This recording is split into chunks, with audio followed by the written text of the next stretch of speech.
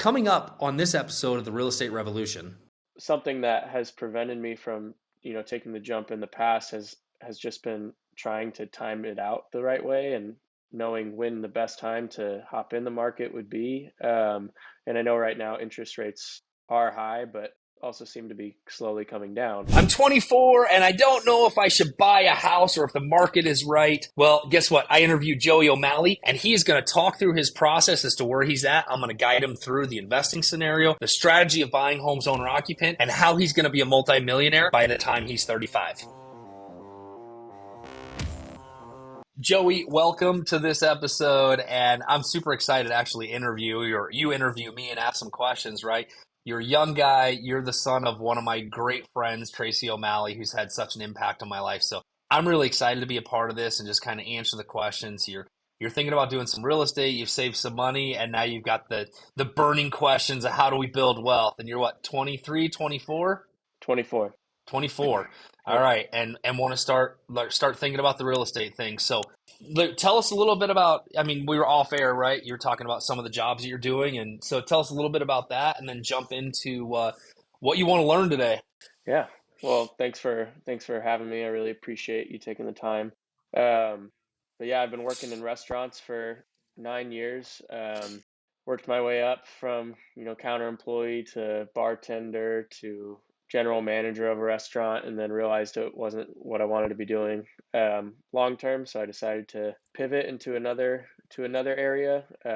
Started working for a company called Common Hype. We sell sneakers and clothes, and just really picked up some steam lately. So hopefully the business continues to grow. But yeah, I've been living at home my whole life, and I'm definitely ready to leave home and start my life somewhere else, and buy my own house, and create wealth. I've been Awesome. saving and saving and saving, but I'm at a point now where I want to let my money work for me more as opposed to just stockpiling it into a savings account.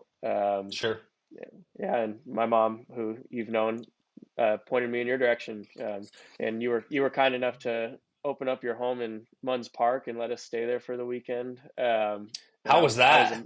oh, it was amazing. I was amazed at the place and just how, I mean, it was huge, really spacious, and just really homey. And she was telling me kind of about what you do and all the properties that you own. And that just really turned a light bulb on inside of my head, I would say, of where I want to go. Yeah, it's cool when you start to build wealth and acquire assets. So many people look at it from the money aspect, and what's really awesome is the amount of people you're able to bless and the amount of problems you're able to solve for people, right? So, Right. I was able to, and Tracy gave me a hard time, and I'm like, she's like, well, let me pay. I'm like, just don't rob me of my blessing, right? Let me have the blessing to bless you and your family to use it, right? And I love being able to do that.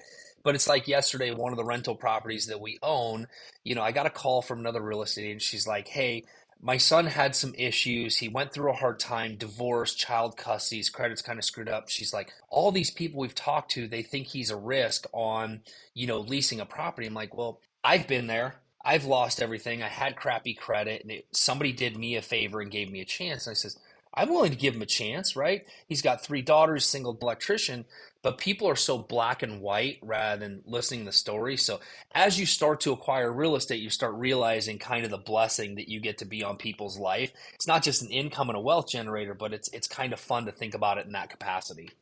Yeah, definitely. I mean, I would say even another reason why this interests me is because of the amount of people that you could impact. Just, I mean, having a home is something Yeah. that Yep. everyone strives for someday. I wouldn't say everyone, but I mean, it can really bless a lot of people if you have the Sure. the reach to do it. Absolutely. So so you save some money and you're living at home, you're working a job. Is that the career you're going to stay in? The career that you're working right now, or is it just kind of up in the air? It's definitely going to be for a while, at least like 5, 10 years, I would say, is my goal Okay, with it. Um, cool. just hopefully, I want to see how far the company can go and if we can continue to grow, and I want to be a big part of that. Um, Awesome. so that is my short term slash midterm Okay. goal, I would say. Awesome. Yeah, when it comes to like a, Okay. a 9 to 5. So we're talking about buying our first house. So what questions do you have regarding that? Because I'm going to try to help maybe tweak your mindset just a little bit about buying the first house. Right. I guess some of the questions I would have would be if my goals are realistic for my current income. I mean, I don't make a ton of money. I work hard and work two jobs right now, but would say I probably average around 50,000 a year total. Um, Okay. and I want to buy a multifamily home, like a duplex, and rent it out. So that sorry, are you hearing that ding? Nope. Having notifications go off. You're good. So yeah, that's my goal, and I want to have Okay. people rent from me and then acquire assets and own property. Okay. So the multifamily is a great option. Unfortunately, where we live in Phoenix and you're out in Gilbert, the likelihood of you finding a property that is a duplex where you would actually want to live is going to be slim to none, or the price point is going to kick you out of it. Phoenix area is not, it didn't have a lot of diversity into duplexes and fourplexes. They kind of stopped building them back in the 70s. And so a lot of the stuff that you see in the multifamily is, in older parts of Phoenix and older parts of Gilbert, Chandler, if there even is any. If there are, they're super expensive, right? They're wicked expensive when it comes down to it. But I love the goal of eventually getting there, because I'll give you some ideas, is that, with your income and what you've saved, you might be looking at, hey, we have to take baby steps to get there, right? So whenever you're considering buying the house, and if we were a place like Illinois or New York or something where they built a lot of multifamily there, it'd be a great idea. And again, it all depends on the area you want to live in, to where, the theory is you buy a duplex, you live in one side, you rent out the other, and it kind of helps, keep that cost. One of the things that can be similar to that is, hey, maybe we're looking at a 2 or 3 bedroom condo or townhome, or a 2 or 3 bedroom house, to where you could rent rooms out, right? It's not a duplex, but you're still getting some cost savings and helping towards the mortgage by renting some rooms out and having that space. Does that appeal to you at all? Yeah, it does, and probably is a Okay. more Okay. realistic option to start, especially in Phoenix. Yeah. And I'd imagine, you're a single guy, you're a young guy, you probably have a handful of people you could think about that would definitely be roommates, because we all know how expensive rent is right now, right? Yeah. So if you can give a little bit more to that. So here's one of the goals that I would suggest and kind of look at, is that we want to look at, hey, what's our budget going to be? So here's how you get to the budget. We're going to have a conversation with a lender, because you've had these 2 different jobs and you have this income. They're going to guide you through what you actually qualify for, which is going to give you a budget, right? It's going to be, hey, I can qualify for a $300,000 house. Now, the second part of that, which is interesting, and it's always a conversation to be had, is like, okay, because of my jobs and I'm responsible, maybe $300,000 doesn't get what we need. Maybe mom will partner with me to potentially go up in price, because I have these other roommates that I'm going to do, and I'm going to work it like a business. And there's other ways to do that, but those are some of the steps that we might be able to employ there, right? There's also the step of, hey, maybe on this first one, I want to partner with my mom to do this, and we're going to run it like a business. I'm going to use my credit, my ability to buy it. She's going to help. And then when I'm ready to go do the first one solely on my own, I'm going to go buy that, but we're going to keep this as a rental. So it's a way to kind of like start the process. Nobody's giving you a gift. Do not co-sign for your kids. No offense, Joey. But partner with them, right? So you guys can kind of run it together and see what it is, if that's an option for you, right? Some people are like, I want to do this on my own. Great. I just like to throw out the different scenarios that, hey, this is A, B, and C, and how we can get there.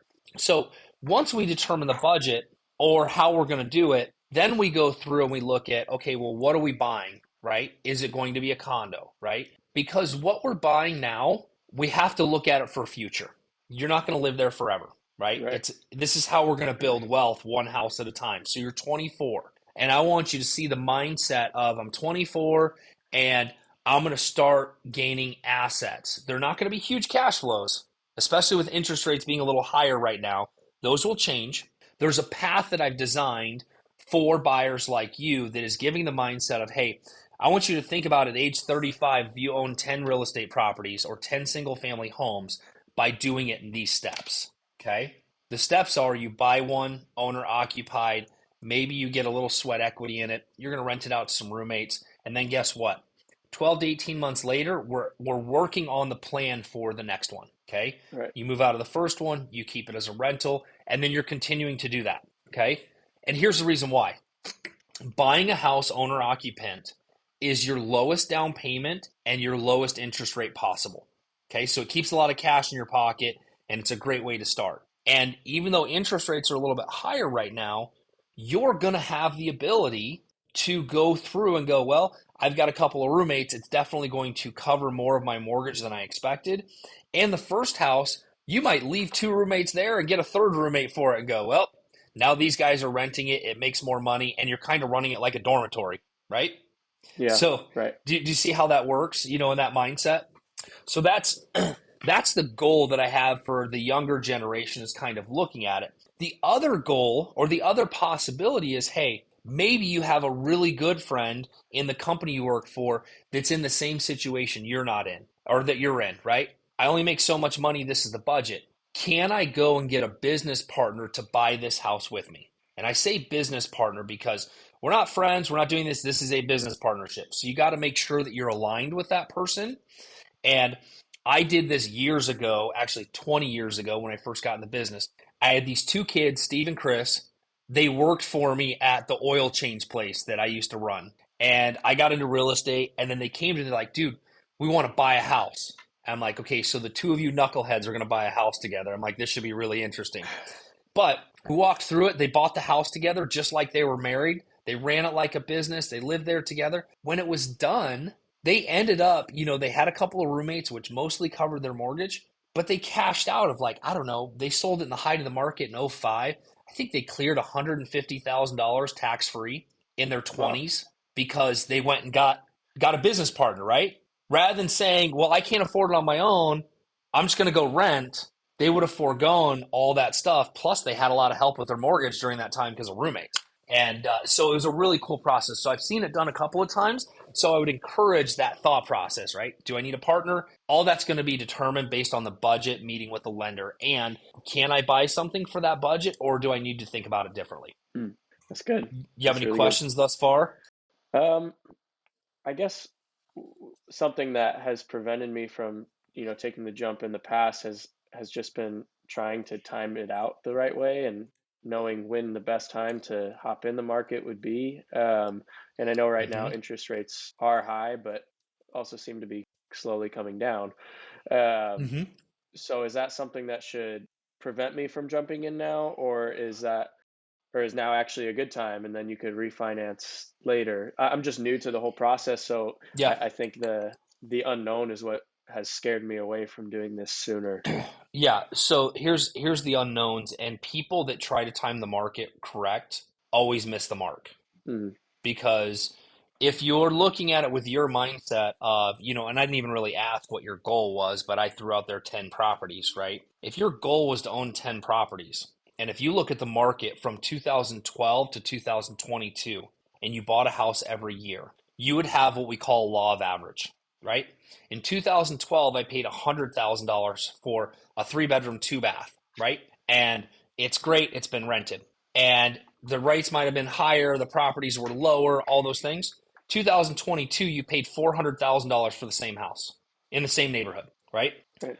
You now have what we call law of average, right? Which is the law of average means it's about, 250 grand is the law of average between the highest and the lowest. But what if you had waited to time the market in 2012 and you waited till 2022, you missed $300,000 of equity, right? So this is what people miss. They're like, there's this piece that's holding me up. The prices are too high. So last couple of years, everybody's like, oh, I'm going to time the market perfect. I'm going to wait till the market crashes, which is not going to happen.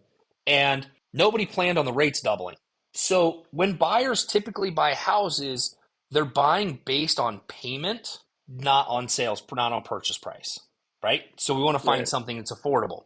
Well, if you could buy a $300,000 house now with the rates, last year you could have bought a $5 house, okay? The only difference that would have been great was that the payments were lower, and if you're truly looking at, the investment opportunity, then that would have been better off for cash flow. Now, here's the cool thing.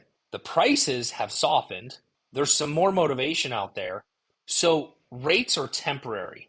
You might have a little bit higher rate for a year or two, but we can always change the rate. You can't change the sales price, Right.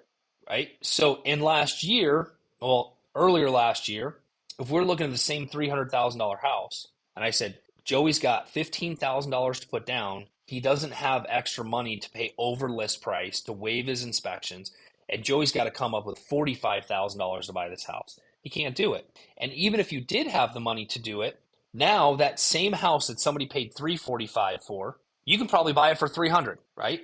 Now, they only overpaid for it because of competition. Has nothing to do with the value is not there. It was because of competition drove the price up. Now, there's not as much competition. There's not as many qualified buyers like you.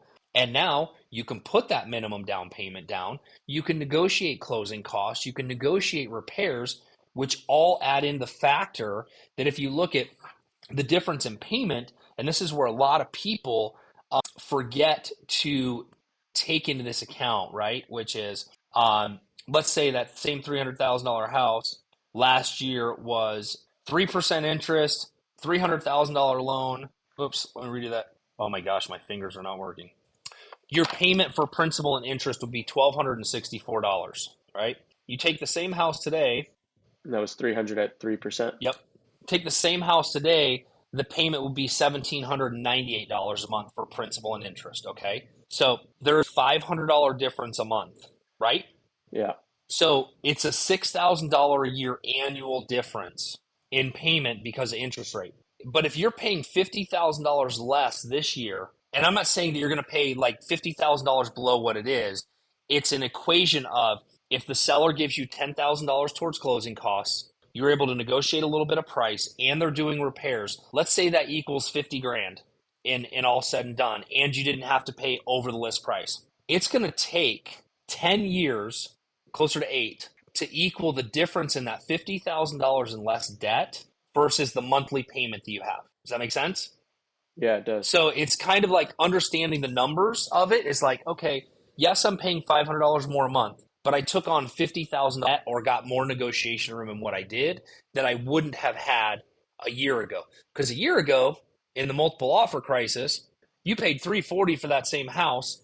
You had to go in and do repairs. You had to pay your closing costs. And now all those things are a reality for buyers like you, where it's like, well, what do I want? Do I want the scenario from 2 years ago, or do I want to go out and have a choice and pay a little higher interest rate? So people get scared of the higher interest rate, but they don't realize what the reality was back here. Mm-hmm. You said I didn't lose you, did I? No, I'm definitely Oh, good. sometimes it's hard to take it all in and understand all of the terms. Yep. You said the word concessions.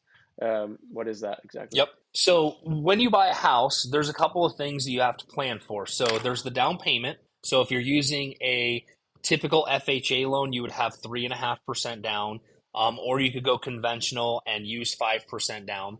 And then you're going to have closing costs. Well, your closing costs are typically 2.5% to 3% of the purchase price. So in this scenario we used, it was $300,000, which would be about $9,000 in closing costs above your down payment.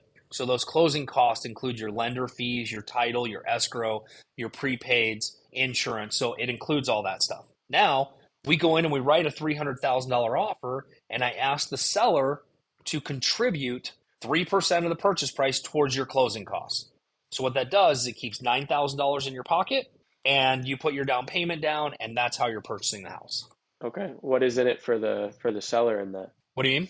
What's in it for the seller? Yeah, like why would they No, do that? well, because you're using negotiation power. So rather than if we're out looking at houses, you're like, I really like that house at 300, and you're like, I want to offer 280 on it. Mm-hmm. Or we could offer 290 and take away some of that negotiating on price and go, we want to ask the seller to contribute. So rather than negotiating hard on the price, we're asking the seller to contribute. I see. Okay. That makes sense. And what that does for you is for every $1,000 you borrow, it's $6 a month on a principal interest payment. Okay. So you would take the interest rate, 6 times 1,000, and that's how many dollars it takes. So if you put $10,000 in your pocket, it's only costing you $60 a month difference in your mortgage payment. So if you kind of factor like, well, if I go from 300 to 310, my mortgage payment went from 1,800 to 1,860. So that's how you kind Right. of gauge in that price point of what it is. And I always like my buyers, right? If they have $20,000 for down payment and closing costs, I'd rather you have $10,000 in reserves and a $60 a month higher payment than to have a $60 a month less payment. Yeah, that makes sense. So we want to try to keep as much money in your pocket as we can. Okay. Trying to think what else. So you think the best way to start would be to find like a single family home to like rent out rooms as opposed to going multi? Yeah, I don't think with your budget and your current job and things like that that you can find a multifamily in the Gilbert, Chandler, wherever you want to be, that is something you're going to want to live in, or it's going to be at your price point. Unless again you started talking about partnerships and bigger deals, which is something we can discuss, right? It's another avenue. Hey, mom, and I know I just keep using your mom, right? Because I know she's there, right? Is I found a fourplex that I can buy, but I need a cosigner, and we can have 3 units plus the one I live in that we can rent out. Here's the numbers on it. Would you partner with me on this? Different story, different scenario. And we can explore those avenues if Tracy wants to, right? Or if you want to. And if you don't want to, that's okay. I'm just trying to give you ideas of what that potentially can look at. Because Right. again, if Tracy goes out to buy a fourplex as an investor, she has to put 20 or 25% down. The interest rate is a point to a point and a half higher on investments to where, oh, with a partner, with Joey, we're getting lower interest rate, lower down payment, all these things apply, and now this is an asset. Now we can utilize this as a partnership and create that theory. So there's theory there. And until we kind of know, and this is where the partnership thing and all the other ideas, the first step is always, okay, let's get qualified. So I connect you with my lending partner. You're going to do the application. They're going to look at your income, your taxes, and say, this is what we can do. This is what you can afford. Now we can determine what we're going to look at and the area that you want to look at to see what's there, to see if it's possible. Because some of the other pieces might be, and again, I like to give all the options to you, right? So let's say, because I don't know, I know a little bit about income, I don't know down payment. Let's say you qualify for $200,000. You're like, well, that's not going to get me much. Well, let's think about it for a second. One of the investment strategies is short-term rentals, right? So furnished rentals. Now, if you go and buy, I'm not a big fan of short-term rentals, but I am a big fan of what they call mid-term furnished rentals. So a lot of people refer to like a traveling nurse or an executive that comes in for 2 or 3 months. They need to rent something, right? One of the things that tends to sit on the market right now is a 1-bedroom, 1-bath condo, okay? Well, let's say you can pick up a 1-bedroom, 1-bath condo for 200 grand, the payment's $1,000 a month, and you're going to live there for a year. But the goal is to turn it into one of these furnished rentals that rents for $2,000 a month. Now, that rental property is a little bit more work because you got furnishings and stuff that you're leaving, but it does potentially create a cash flowing asset, in a year or two when you decide to move out. So there's all these entry levels of not what it is right now, but what it could be based on the budget and based on how you want to script going forward. Right. Okay. Sorry, I'm trying to think of No, you're good. some questions, and I had some for sure. You one of the questions you had in the calendar was just how do I determine what's charge a tenant? Well, so are you talking about a roommate or a tenant? Initially, I was thinking tenant because my mind was on, The multi-family duplex? homes, but Yeah. now I think Okay. it would be more roommate. Okay, well let's just answer both questions. Okay. I fully believe like somebody in your position, you're learning the business, right? You've come to me for advice and counsel on it. And I would turn you over to an expert that's going to give you the same guidance, which would be the property management company. So if you own a duplex, I would say, hey, you know what? You want to be a tenant in your own building. The other tenant doesn't know you're the owner, and you want to keep it that way. Because if not, they're knocking on your door going, dude, the stink's leaking, right? Yeah. But if you hire a property manager, they're going to charge you about anywhere from 7 to 10% a monthly lease to manage the property. So they're going to collect the money. They're going to manage the tenant. They're going to manage the lease. They're going to manage the repairs. And it puts you out of harm's way with the tenant and making sure that you're not violating any of the landlord-tenant act stuff, right? Which is really important. That's why I still use a property management company. They will help you determine market rent. Because what happens when you try to do it yourself, you go to Zillow, you go to some of these other places, you're not seeing what the market is actually doing to where the property manager can say, oh yeah, we just rented one around the corner and we're getting X for it. So we should be able to get this price for it. If you just throw it out there, you might be missing profits by doing that. Or in a worst case scenario, you might be throwing it out too high, which is going to cause you to sit and not collect rent, right? And the goal is to always Right. get something rented within about 14 days of it being vacant. And we have to do that based on the temper of the market. And then if you look at roommates, I would start asking some of your buddies that live in apartments, dude, what are you paying for your apartment? You probably know some of them are probably paying 14, 15, $1,600 a month for an apartment. Yeah, I do. I If you're like, do. dude, I'll rent I you a room for $800 a month and it's got a kitchen and whatever, Yeah, I don't think it'd right? be You too much of an issue to find people, honestly. No, no. I mean, again, you just, and when you go into roommate situations, we're going to go through the process of you're buying a house, not for you to live in, but as your first investment property. Now, Joey, LLC, is renting 3 rooms to 3 people. You happen to be one of your tenants. Okay. The other 2 tenants, same thing. So all that money's rolling up, but you want leases with those roommates.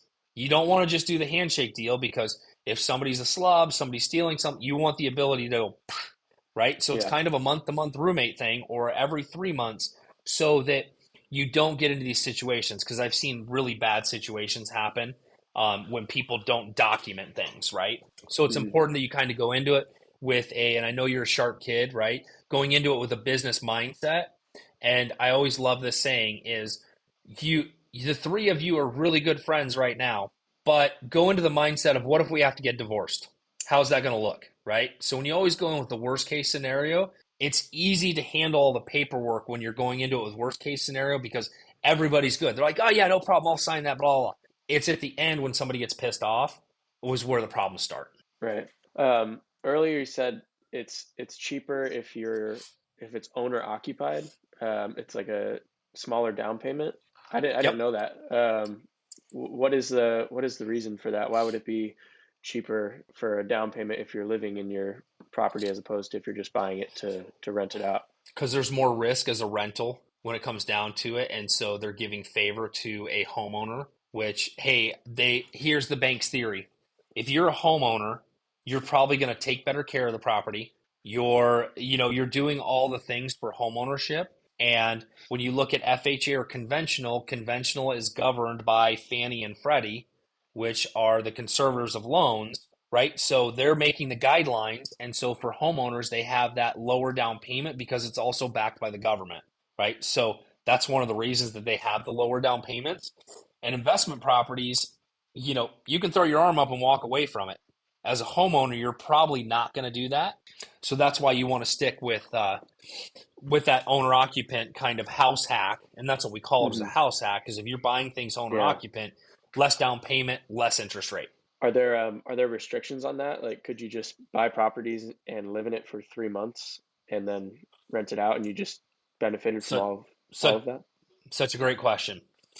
You can't go through, right? You can't go through with ill intent, which is I'm going to buy this and then turn it into a rental property and buying it owner occupied, right? Because that's loan fraud. Now, if you're going through and you're buying it, I'm going to live here, and you have unforeseen circumstances that causes you to move out of state, and you have to rent the property, you can prove those, right? You didn't do it with ill intent. But if you're doing it with the intent to like, I'm going to buy this owner occupied and rent it out and then go do another one, you're eventually something's going to catch up with you because somebody's going to Yeah. look at, well, 3 months ago you just bought a house owner occupant, you can't go buy another one owner occupant, right? All that stuff will catch up with you. That's why we kind of have that 12-month seasoning type thing is because they want to see, like, did you do an owner occupant loan within the last 12 months? Now, again, if there's extenuating circumstances, like let's say you got relocated to North Carolina and you had bought an FHA property here and you kept it as a rental because you couldn't sell it, well, there's rules that will allow somebody to make an exception to the rule in North Carolina to do another FHA loan because I got relocated, which you would have some sort of letter from your job or whatever the case may be. Okay. Is That's a really that good is that how question, though. you started So, in your is that how you started in your real estate like yes, career would be that? yes, that was exactly how I started. We kept our first house as a rental for about 40 years, and I just did the dumb thing, which is the price went up on it. We cashed out of it. We paid taxes on it. and I never knew what happened to the $100,000. And if I rewind 24 years ago, had I kept that house, it's currently today worth 4 times what I paid for at 99, and it would have been almost paid off. And the rent on it right now would have almost been 100% higher than what it was when we had it rented 15 years ago. So I regret selling it and not looking back and saying, I'm going to keep every house, I'm going to keep the equity in it, I'm going to let it sit. It's not a credit card, it's not anything. If it's got a good interest rate on it, I want it to be there. Now, some people have theories that once you get so many, maybe you do a cash out refinance and you move money into more investments. Those are things all to be discussed down the road when those things come about, because it's a game of chess, not checkers. You start moving assets once you have them, or you leave them alone.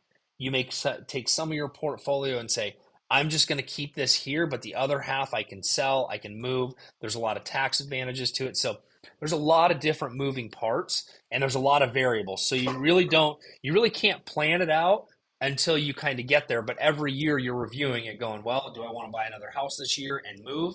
Do I want to keep this one? Because again, once you start buying investment properties that you're not living in, you have to have that 20% to put down. Right, right.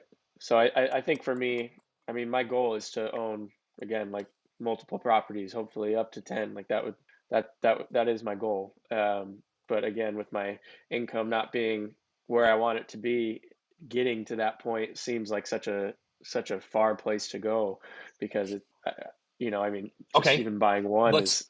so let's break that down. Okay.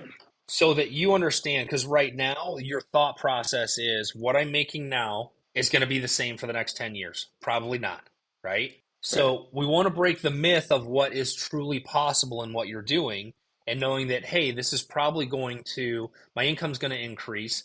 If I'm willing to sacrifice for the next 10 years to buy lower properties and have roommates, think about it. The roommates, if your house is $2,000 a month in mortgage payment, and you have two roommates paying you $800 a piece, or better yet, let's say we get three roommates, right? There's four of you, and each one was paying $800. Guess what? You are cash flowing while living in your home, and you're not paying a penny to live there. Okay. Now we're going to fast forward, right? I did that once, and this is how it's going to work. And now I'm going to go do it again, right? And so you've saved a little bit of money, which is that 3 to 5%. And now you're ready to go do it in the next 12 months to do it again. And we keep capitalizing on things to create that, because here's what it's going to create. This is where your eye to stay on the ball. Joey's 24 today. He owns 10 homes by doing this once a year by the time he's age 35. Okay? We're speeding up the process because time is going to be on your side on this. So at 35, keep in mind your first house, the first mortgage is 10 years paid off. It's a third of the way paid off. The second house is not shortly behind it, right? So you start looking at those strategies. Mm. You now have 10 homes that are rented. Okay. By that time, you're probably married. You got a little kid running around. If you want one of those, I have two of them. Sometimes I recommend them. Sometimes I don't. Just kidding. But you have those 10 homes. You've got a great job, a great income, and those things are just sitting doing their thing. Those 10 homes, let's just say you paid $300 across the board for every one of those homes. They never appreciated, and you put 5% down on each. Again, they never appreciated. They didn't change in value. You now have $3 million at the age of 55, $3 million worth of real estate that is creating probably $15,000 a month in passive income that's free and clear. Just by doing that once a year and owning those properties. Yep. Wow. It sounds simple. It's just not easy, right? Because one of the things that we don't talk about in all this, right, is that some of your income is going to be utilized, right? You're going to have repairs. I call these bad days in the stock market. Stock's going to go down and AC is going to go out. So there's ways to protect ourselves from that and build reserves and those types of things. But that truly, had I stayed on that path, right, my life would have been drastically different. We had to speed it up, but we still have, $25 million worth of mortgages right now, right? They're getting paid off. And that was our goal, right? My goal is to have 50 single family homes by the age of 50, producing $50,000 a month in income. That was the big goal. So at 35, you have 10 homes. Now you're making a good living. You've got a good career. Now you're like, okay, we're going to do some more investing. This is what it's going to look like. It's going to be different, or it's going to be the same pattern. I don't have to live in them now. I just have to buy them. right? And you just keep on that investment strategy of, I control this. I don't care if the prices go up or down. It doesn't make any difference. All I care is that it's paying down my mortgage and it's contributing to my future passive income. Mm-hmm. So it's kind of crazy to think about, in 30 years from now, from February 16th, I could potentially have $3 million worth of properties. Even if I put a 10% appreciation over that 20 years, 30 years, 25 years, 20 years, no, 30 years. See, I can do math on houses. I can't do math on age, right? Even if I put 10% on that entire portfolio over time, it's $3.3 million, right? If you want an average of 5% a year, that's a 50% appreciation over 10 years. What do they look like in 30? Could that portfolio be worth 6 million, 9 million? Who knows? But you're never going to know if you don't start. Right. Right. But the crazy thing is even if they don't, somebody else still paid down the mortgage.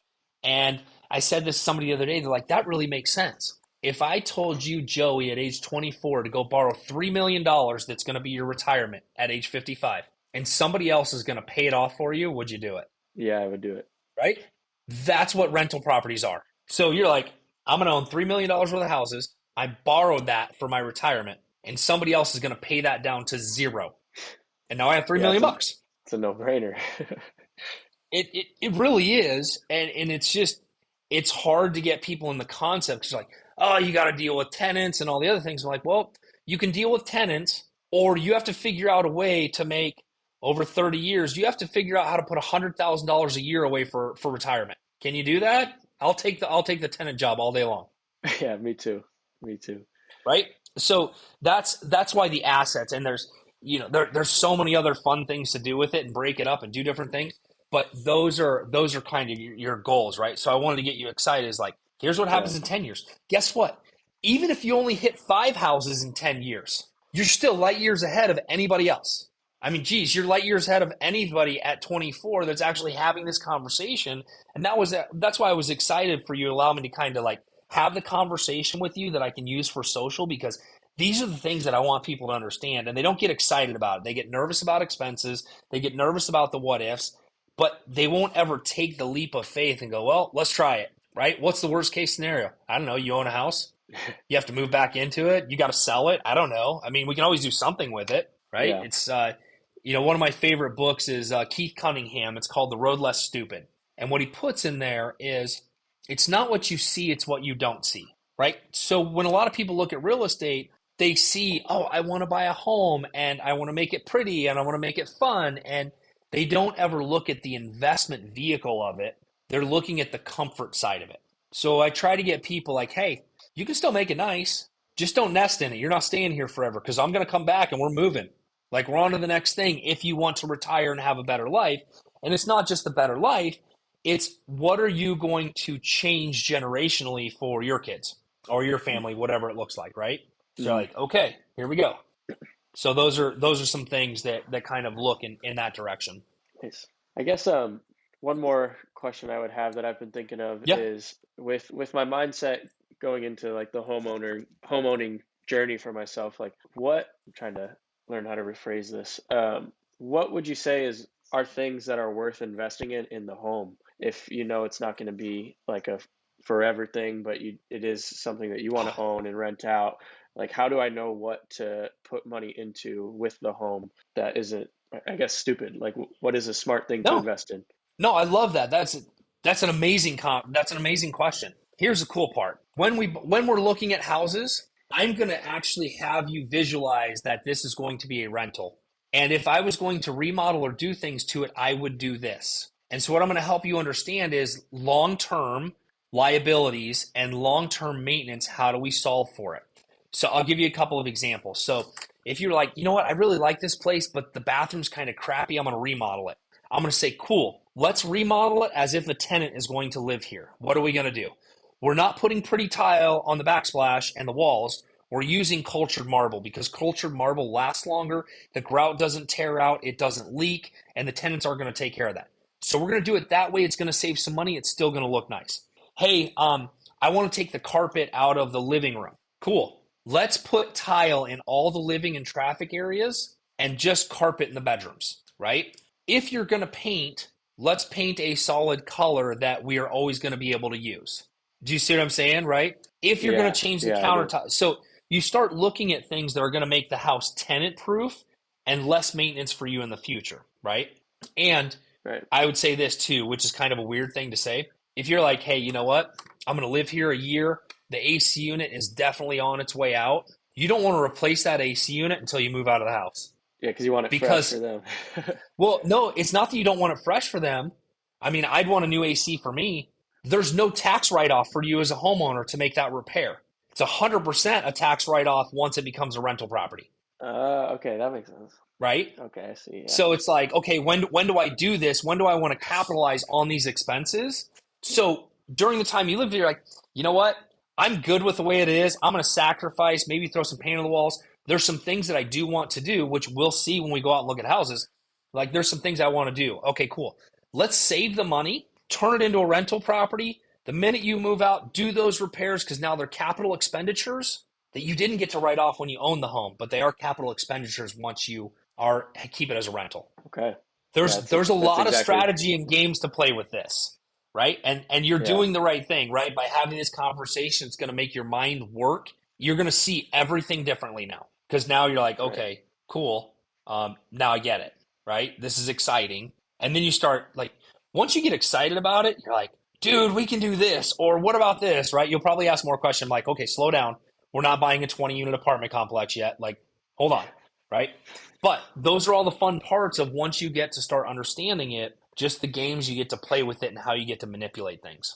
Yeah, there's a lot of wiggle room and a lot of things you can do to set yourself up for success in Yeah. that. Yep. And the cool thing is it's something that we need every day is we need shelter, right?